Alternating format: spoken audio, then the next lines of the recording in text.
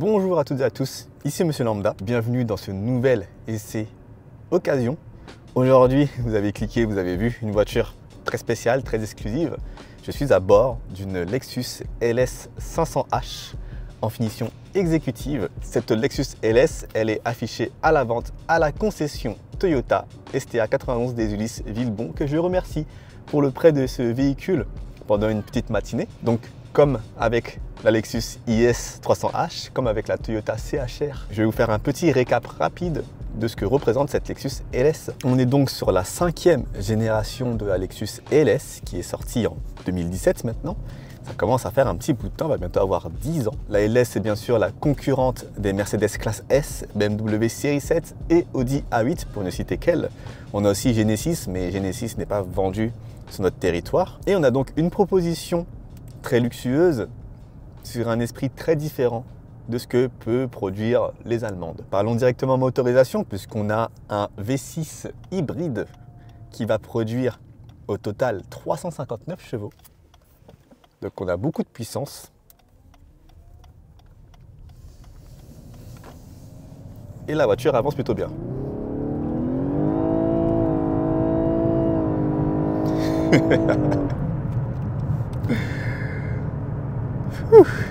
Et cette Lexus LS, elle est affichée à la concession au prix de 65 980 €. Une sacrée décote pour un véhicule qui se vendait largement au-dessus des 140 000 € lorsque c'était neuf.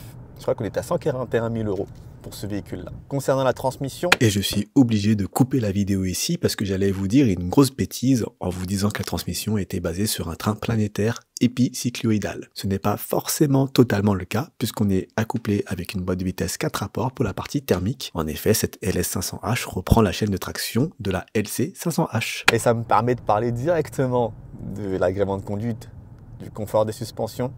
Eh bien écoutez, je n'ai jamais conduit une voiture aussi confortable que celle-là. On est sur des suspensions pneumatiques de tout premier ordre. Le confort est exquis. C'est souple, on est complètement lové dans cette voiture, que ce soit au volant ou à l'arrière.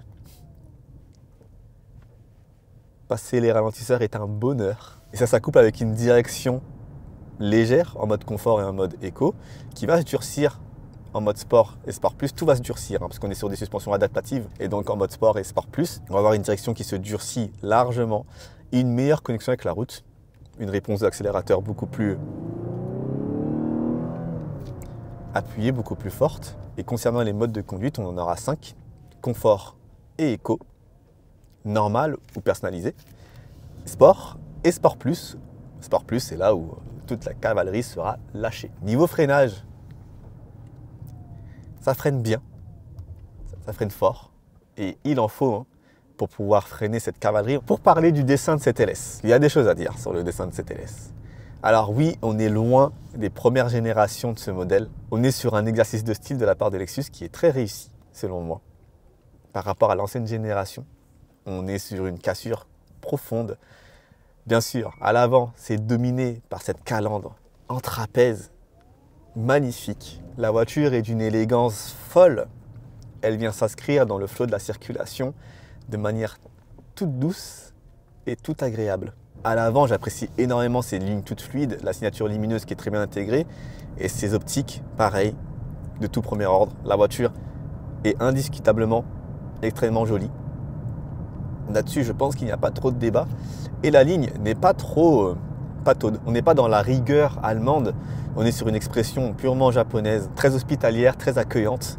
Parce que quand on voit cette voiture, et je remercie le château de Breteuil de m'avoir laissé filmer devant l'entrée du château, les passants se sont tous retournés. Et ça me paraît logique parce que c'est une voiture qu'on ne voit pas beaucoup sur nos routes. Elle est très appréciée outre-Atlantique, mais sur nos routes, voilà, on est en Europe, donc forcément, nos références vont être allemandes. Et pourtant, elle n'a pas grand-chose à envier, si ce n'est peut-être le contenu technologique, à ses concurrentes. À l'arrière, je suis peut-être un petit peu moins convaincu par ce qui se passe. Les optiques qui vont déborder sur le bas du coffre et sur les ailes me convainquent légèrement moins. Et je trouve ça un petit peu moins harmonieux que la précédente génération par exemple. À l'intérieur par contre, on a un habitacle soigné, bien fini et il est vraiment tiré à 4 épingles. Je note particulièrement en face de moi l'instrumentation numérique qui est enfermée avec les aiguilles de droite à gauche par un espèce de revêtement en cuir du plus bel effet.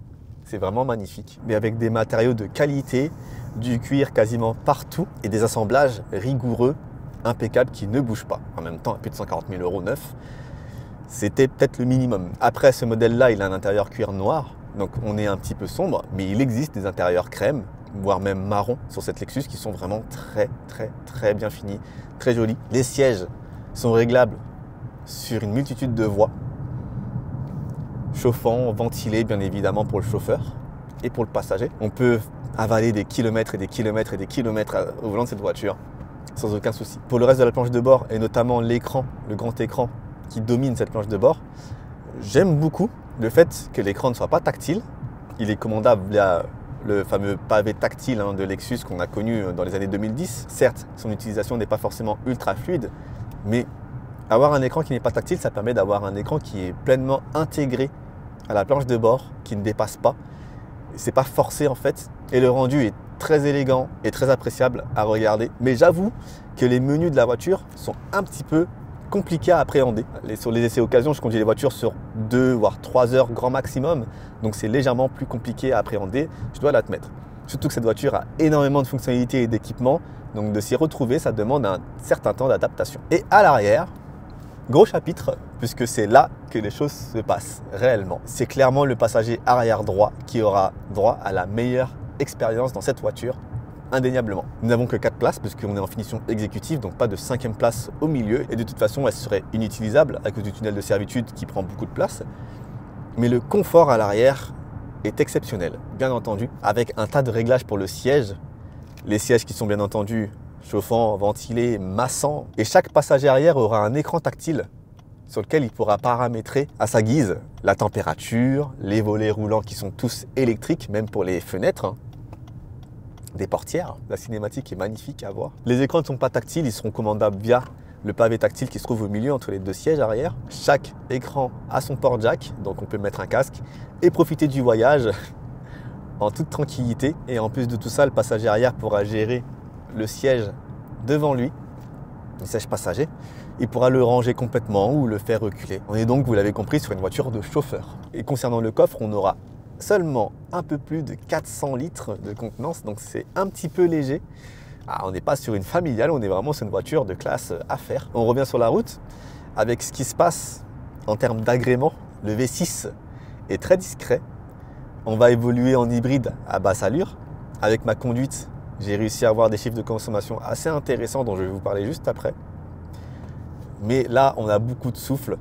On n'a pas besoin de demander beaucoup au système et à la motorisation pour s'insérer, pour dépasser.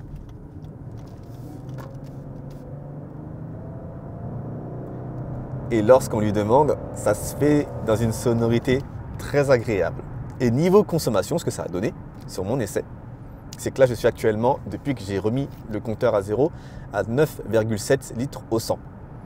On est à plus de 2 tonnes 100.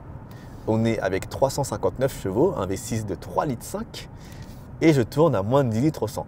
Donc, ce sont des chiffres qui sont, pour moi, en tout cas, tout à fait excellents. Et sur voie rapide, c'est là que la voiture trouve tout son intérêt, bien entendu. Elle est faite pour ça. Et on conduit dans un confort royal.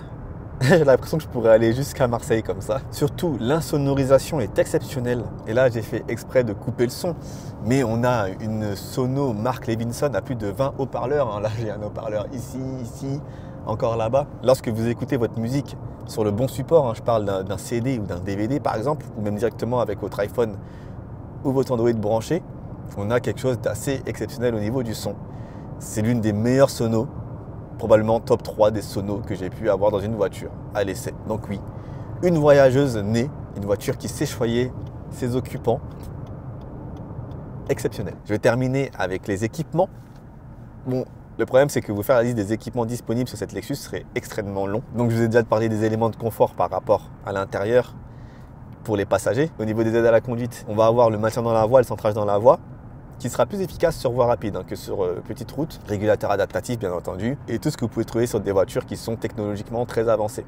Le retard technologique que j'accuse par rapport à Audi et autres, ça va être plus au niveau de l'infotainment qui sera légèrement plus en retard. Mais à part ça, on est sur une voiture qui est exceptionnelle. On peut rouler dans un luxe extrême, appréciable, différemment. Je rappelle que cette voiture est disponible à la concession Toyota Les Ulysse au prix de 65 980 €. Comme d'habitude, vous pouvez cliquer dans le lien dans la description si vous êtes intéressé sur l'achat d'une Toyota ou d'une Lexus. Les amis, c'est tout pour ce petit essai qui a été finalement légèrement plus long parce que j'avais pas mal de choses à dire. On est sur une LS quand même.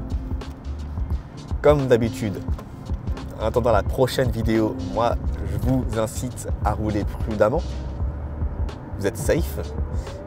Et je vous dis peace.